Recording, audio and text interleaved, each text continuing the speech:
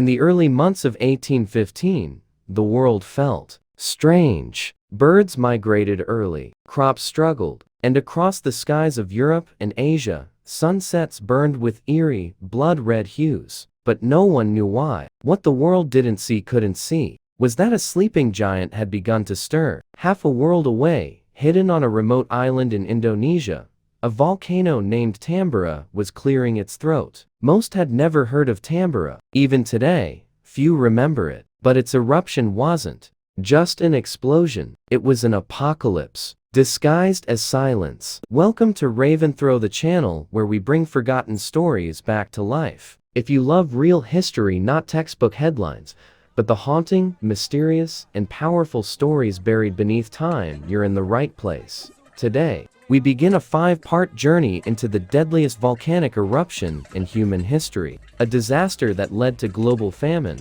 mass death, and the year without a summer. You've heard of Vesuvius. You've seen documentaries on Krakatoa, but Tambora, it exploded with more than 4 times the force of either of them. And its shadow reached into Europe, North America, even literature and revolution. But before we get to the ash clouds, we need to understand the world it was about to change. It was the year 1815. Europe was exhaling after decades of war. Napoleon Bonaparte had just been defeated and exiled. The empires of Europe were beginning to restitch the global economy. Trade routes reopened. Colonial powers, Britain, the Dutch, the Spanish were securing spice islands, silks, and tea once again. But in the Dutch East Indies, modern-day Indonesia, a cluster of islands known for their beauty and instability, lay beneath watchful skies. This archipelago sat on the ring of fire, a tectonic cauldron of molten fury. It had seen eruptions before, but no one expected what Tambora would become. Tambora stood tall on the island of Sumbawa, around 4,300 meters high. That's taller than Japan's Mount Fuji. But unlike other famous volcanoes, it had no dramatic cone, no plume, no warning, or so people thought, because in reality, it had already begun. Months before the explosion, locals reported strange rumblings beneath their feet. Wells became warm, ash fell gently like dirty snow. Some animals fled, but colonial officers, merchants, and settlers shrugged it off.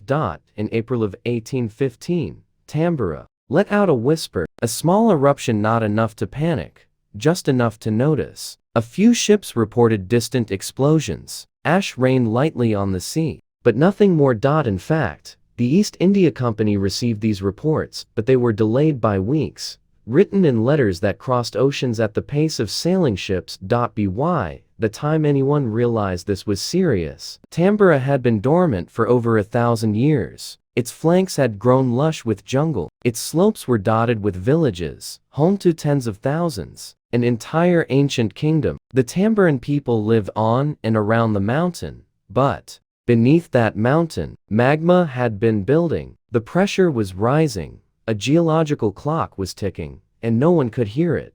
Until April 10th, the day the sky broke. As the sun dipped behind the Sumbawa horizon, the island looked peaceful. But beneath its soil, pressure had reached a critical threshold. Then just after p.m., the mountain ruptured. The sound? Described later by sailors 1,600 kilometers away in Sumatra as a cannonade, continuous, without pause, louder than anything we've ever heard. Villages near the volcano vanished within minutes. Homes of bamboo and thatch ignited instantly. A column of fire, ash, and molten rock blasted over 40 kilometers into the atmosphere. To give you perspective, that's 5 times the height of Mount Everest.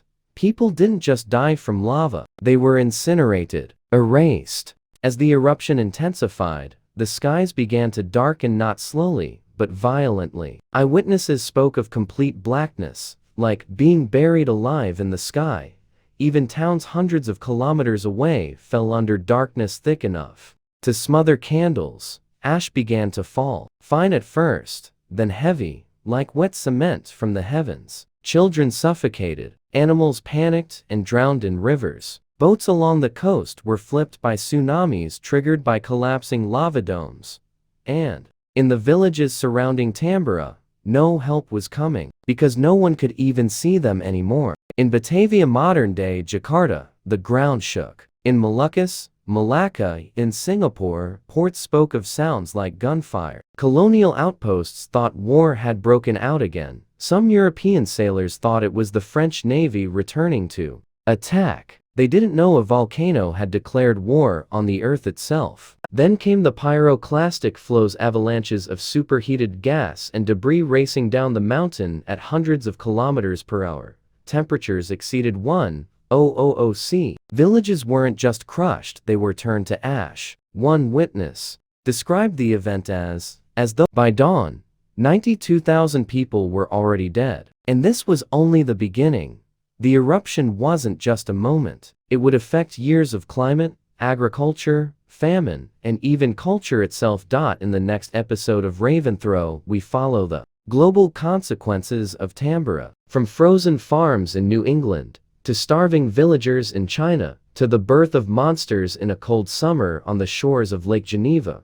Yes, Mary Shelley's Frankenstein owes its roots to this volcano. If this story moved you, subscribe to Raventhrow. We unearth the forgotten, the stories others buried. Like this episode, comment below. Where were you first shocked by this story? Because history doesn't repeat. It whispers until someone listens.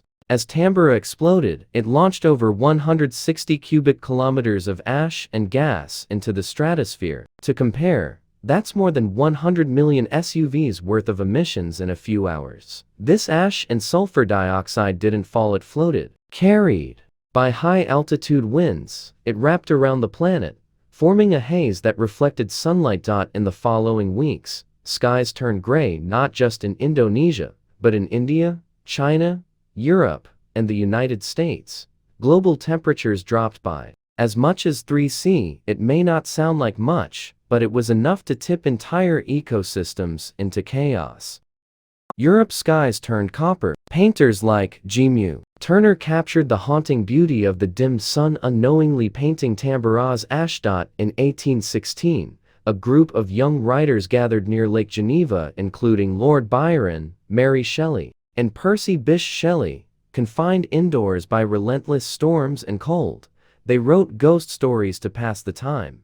Out of this came a new genre. And one night, Mary Shelley dreamed of a reanimated corpse. Frankenstein was born from the ashes of a volcano. Food riots broke out across Europe. In Switzerland, starving citizens stormed bakeries. In Germany, desperate families abandoned farms and migrated westward. Historians now believe that Tambora's impact played a hidden role in the Great Migration to America. It was also a stressor in political uprisings already brewing. Because when stomachs are empty, illusion is never far. Enjoying the deep dive? Subscribe to Raventhrow so you never miss the forgotten corners of real history. Like this episode if you've learned something new. Drop a comment. Which modern crisis do you think we'll still be talking about 200 years from now? History doesn't just live in books, it lives in us.